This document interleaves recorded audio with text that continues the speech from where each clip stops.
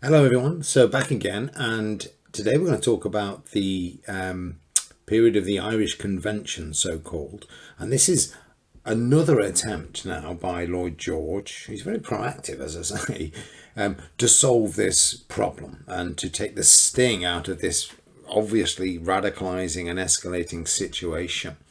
And again, what he does is he reaches for the carrot, as it were. The stick will come later, we'll see the stick, but the carrot is the first thing he reaches for. And that's by, as you can see on this slide here, by releasing now all the other internees. And you can see they're released now in June 1917. So that's to bring out all your big hitters. So Eamon de Valera, for example, Constance Markovich, you can see her coming back. Thomas Ashe, who's a leader of the big IRB leader, and so on. They all now are released. There's no prisoners left now. Everyone's released. And again, you have a similar reaction in Dublin, which is a big celebration. But the thought really is from Lloyd George, well, it's kind of twofold. One, again, is to think, well, let's release all the prisoners now. If there's no prisoners left, then, we may be able to see this situation calm down now. Because that's been one of the key rallying points of this new Sinn Féin. The prisoners, the internees. Remember, they're not put on trial at all. They're just held without trial. So that's one thing. The second thing, of course, is the war situation, and that's worth mentioning. The Americans, of course, now are entering the war, and entered the war in April 1917. And the idea particularly here is in order to particularly appease Irish American opinion about the rising, and to, again, move closer to the Americans, get rid of all that hostility potentially which may come from America. So I say those people are all released. Now, that's the first step. The second is a far more substantial idea. And that is by a very clever idea, a very Lloyd George kind of idea.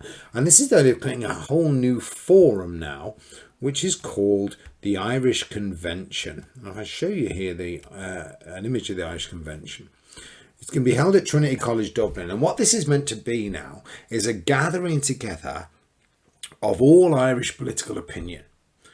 And they're all going to meet together now, and they're going to discuss themselves all this conflict, all this division, between unionists and now between nationalists and all this. So let's get them all together now, put the problem, as it were, back in Irish hands, and they can sort out a solution. We've not been able to. We've tried, but we can't do it. But you know what? You sort it out. And what we'll do is we will do the admin. We'll write the laws and we'll enact this, whatever you decide. If it's going to be one parliament or two parliaments or, partition, non-partition, a republic, whatever you decide, that's fine. So it's a very clever idea, I say, from Lord George, because you can't blame us now.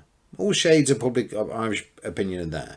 And I say there is great hope when this meets together now, July 1917. The thing is about the Irish Convention, it will achieve almost nothing at all. It will run on now till March 1918. And there's a number of fundamental problems with the Irish Convention. One of the big ones, of course, is that it's boycotted by Sinn Féin. And I'll show you here, actually. It travels around the Irish Convention now. So it's trying to get opinion from all over Ireland. And it's very inclusive and goes to Belfast and so on. And you can see Harry Plunkett's there and so on. They're all there. But it will achieve nothing. Now, I say it's boycotted by Sinn Féin.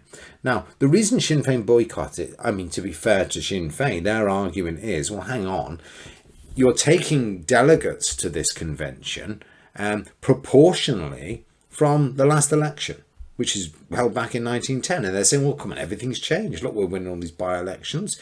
What we need now is to have some kind of election of delegates now across Ireland, and that will better reflect actual Irish public opinion.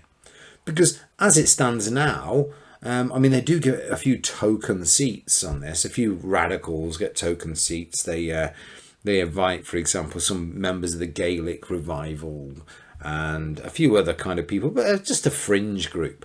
Sinn Féin would say, well, hang on, if we had an election now, we'd probably get, 40% of Irish seats or something, It's only fair. And I suppose you can see their point of view. So they boycott the whole thing. So what you're basically left with, the Irish Convention, is the same group of people who before the war couldn't sort out the Irish problem. The same delegates. All the Ulster crisis issues now, I say, of exclusion of Ulster, temporary exclusion, that's all proves it's just as insoluble as it always did. So it doesn't work. In fact, the Irish Convention, I suppose more than anything, really creates even more division in Ireland. So it's not just as if it's ineffective.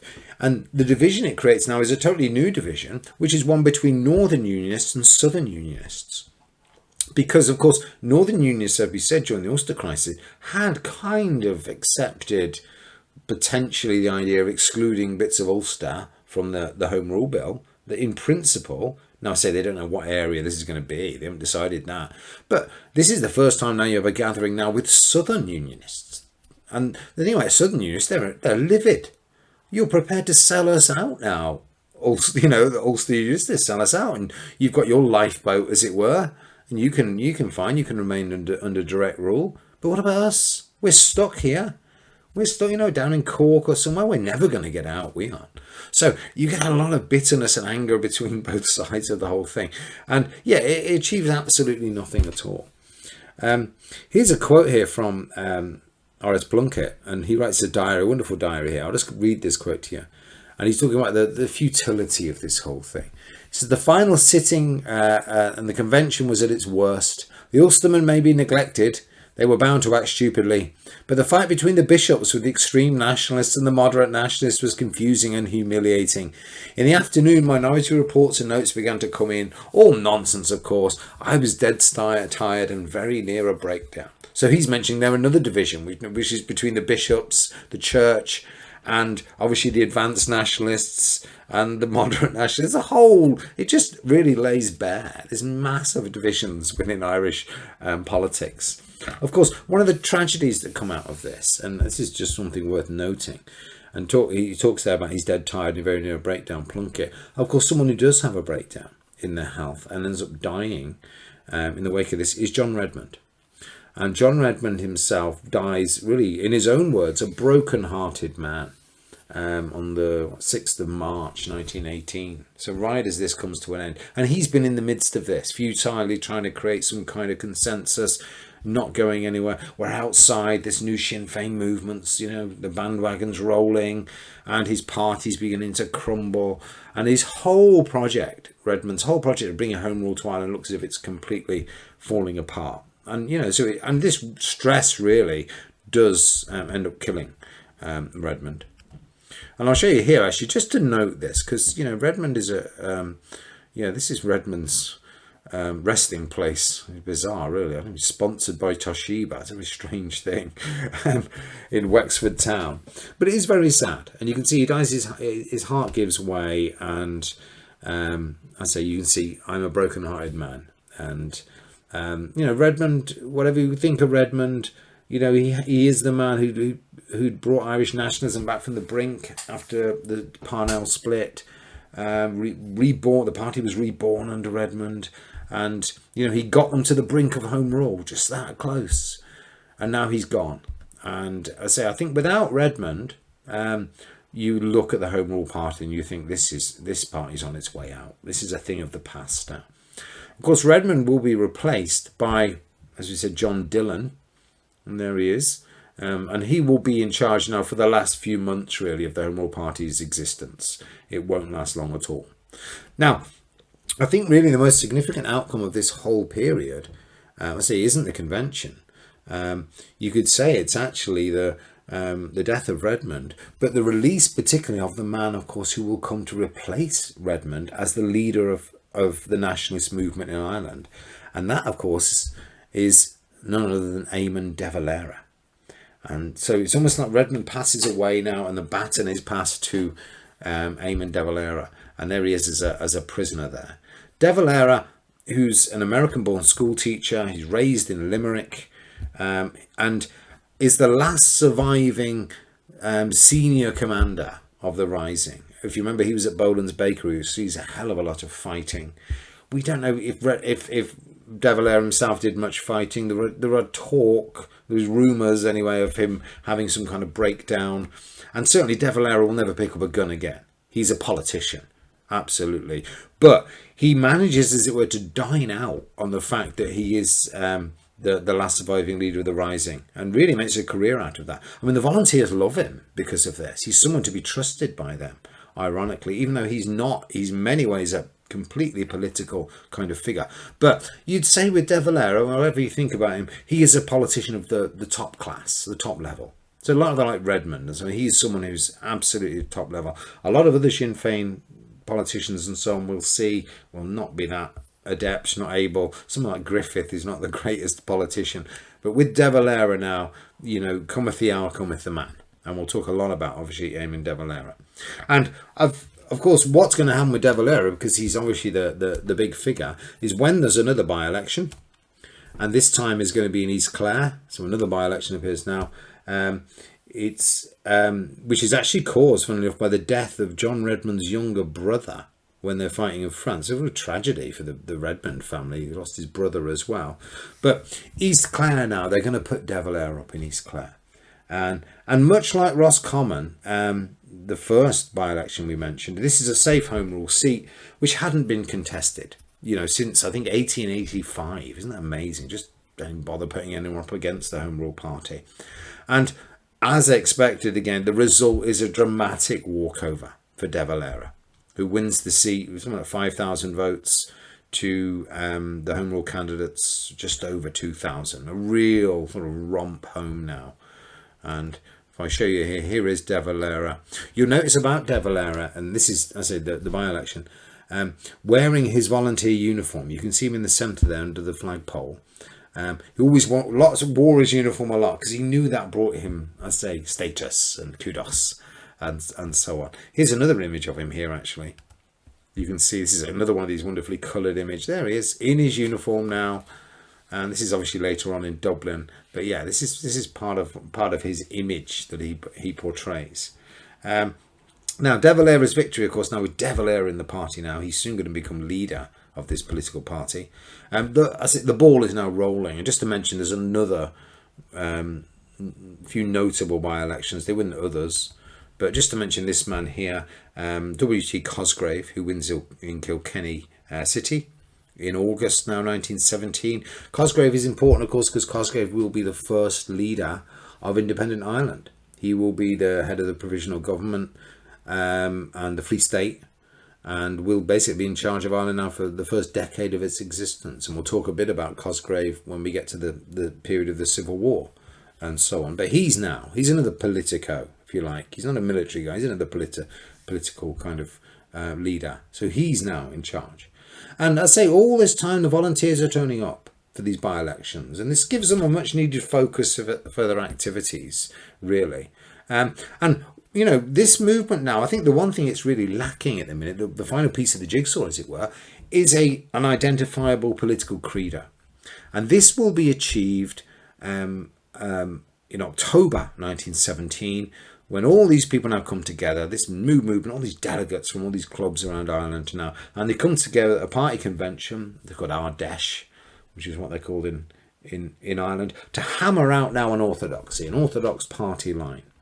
And what they decide, they make the big decision now, firstly, to abandon the old Sinn Féin idea of a dual monarchy now, and commit themselves to an independent republic, to confirm the republic that Pearse had declared now in front of the GPO.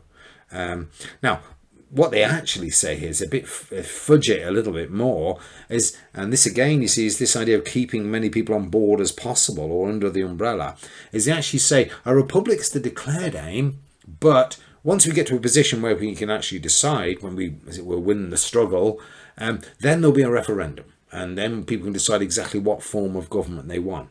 That will never happen, of course, but they say enough just to keep people, as it were, on board. So all these people now are going to be subsumed under the separatist umbrella of Sinn Féin going forward. And I say it is a remarkable political movement in that sense, the way it's able to hold together, at least for a while.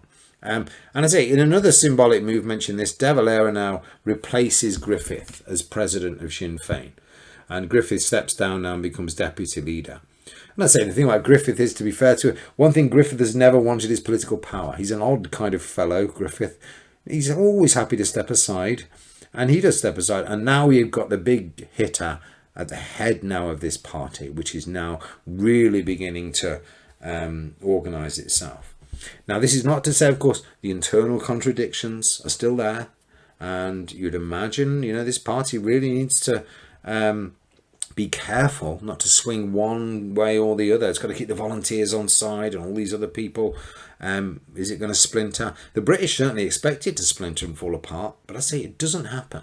And one of the reasons it doesn't happen is because the British, very stupidly, keep on now giving it, sort of creating unity within the Sinn Féin movement by plumping for a policy of coercion. So they swing back to the stick, as it were. They had the carrot with the convention and all that. They swing back now to the stick. And they make some very stupid moves now, which really, I say, help the Sinn Féin movement to, again, solidify and hold itself together. And I'll give you one example of this is the death of this man here, Thomas Ashe. Now, what happens with Thomas Ashe? Basically, he's in prison and he's actually released. He's one of the people who's released. I say they're all released, but he's rearrested again. He makes a seditious speech in Longford, and what he decides to do is go on hunger strike now. And the authorities, who are very fearful now, are creating a new wave of martyrs. You don't want him, on hunger strike. And what they decide to do is they take the decision to force feed Ashe. Now, it's the trouble with force feeding, of course, certainly this age particularly, is an awfully crude, terribly invasive, horrible procedure, and very dangerous. And what happens is it doesn't work. 25th of September now, 1917, Ashe himself dies shortly after being force fed. He has then, so there's another martyr on the list now, and he has a big funeral now in Dublin. Comes back to Dublin, and I'll show you here the funeral of Thomas Ashe, with none other than Michael Collins there to give the graveside oration. Now, and there is, I think you see Collins, you pick him out there somewhere, but he makes the graveside oration now. Now, funny enough, Patrick Pearse had given a graveside oration before the Easter Rising to a man called O'Donovan Rossa, who was an old Fenian, one of these old guys who just died of natural causes. But Pearse gives a very flowery, poetic oration. This is what Collins says after a volley is fired into the air. He says, "Nothing additional remains to be said. That volley which we have just heard is the only speech which it is proper to make above the grave of a dead Fenian." See, that's very Collins. Collins is very different from Pearse. That's enough for him. He's a brass tacks kind of guy. So now, what happens to the death of Ashe? Of course, again, another boost for the new movement. So by the following month, you can see in October 1917 now, there are over 1,200 Sinn Féin clubs now, with, it's estimated, something like 200,000 members. And I say with now, of course, it's new, if rather vague, policy led by Eamon de Valera. This is all coming together really, really well. And, I say the last surviving leader of the Rising and so on, it is an image that never stops selling for Eamon de Valera. So I say you can see the writing really is on the wall now for the Home Rule party. The British, though, once again make another error, and this is the biggest error of all, I think, in terms of boosting this Sinn Féin movement. Because movements like this need to keep up their momentum. If you don't keep the momentum, you keep the protests going and keep everything bumbling along. And the British just keep feeding them controversies and it just, coercion and so on. It just helps hold the movement together and re-energize it. And this is the most important one of all. And this is the threat now to introduce conscription. What happens is, Ireland has never had conscription, as we said, but there is, of course, famously a German offensive on the Western Front in the spring of 1918. And the fear is, of course, we know now it was actually a last throw of the dice for the Germans, but they do capture a lot of territory. Remember, the Americans are just kind of coming online, as it were. So in order to, get more manpower, they threaten maybe to introduce conscription in Ireland. We need the men. Now, they never actually do introduce conscription, but they threaten it. And what this does now, it mobilises almost everybody. now in Ireland. I mean, really everybody, even unionists, even moderate members of the Unionist Party or members of the UVF who've managed to stay out of the war, they don't want to go off to the fields of France and get slaughtered. And you get now every shade really of certainly of nationalist opinion in Ireland now coming out to form this big anti-conscription protest movement. It's amazing. And you can see there's John Dillon here now. So even Dillon's out there protesting against conscription. And it's so incredibly unpopular, this. And you can see here, is conscription coming? And now the thing about the conscription crisis is, it's, some historians have said that without the conscription crisis, Sinn Féin would not have won this massive landslide, which they end up doing. I don't know about that, but I mean, it is very, very prominent. But what it means for Sinn Féin is they're now almost accepted into the fold, because you've got John Dillon and the Home Rule establishment with the bishop and the Catholic Church, they're against this as well. And now you've got a Sinn Féin member now as well there. You've got De Valera standing on the same platform as these people. So it gives them now, as I say, a certain respectability which they'd maybe never had before.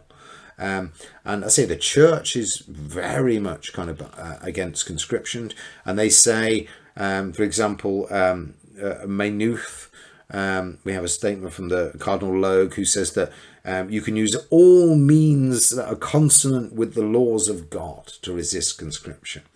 So I say the church now is prominent. Sinn Féin are there with the church at the centre of this whole thing. And I say the impact of this is absolutely crucial. This, I think, is really the final death knell, if you like, for the Home Rule Party. Now, because the British do the silliest thing of all, is they never introduce conscription, as I say, but they do that stupid thing where they don't just say, okay, we're not going to introduce conscription. They actually leave it dangling over the situation right up until the end of the war. It's always hanging there. So instead of saying, actually, we've decided we're not going to bother because we can see the German offensive was actually a bit of it was just a last gasp and we're getting to grips with it now. No, they leave this thing hanging. And the conscription threat is a gift that just keeps on giving now for the Sinn Féin movement. Now, what we'll do in our final part of this section, we'll talk about the election in December 1918, and we'll talk about this remarkable victory and look to explain exactly why this victory is just so incredibly dominant for this new Sinn Féin movement. Okay, so we'll do that in our last meeting. Okay, so I'll see you shortly, everyone. Bye bye.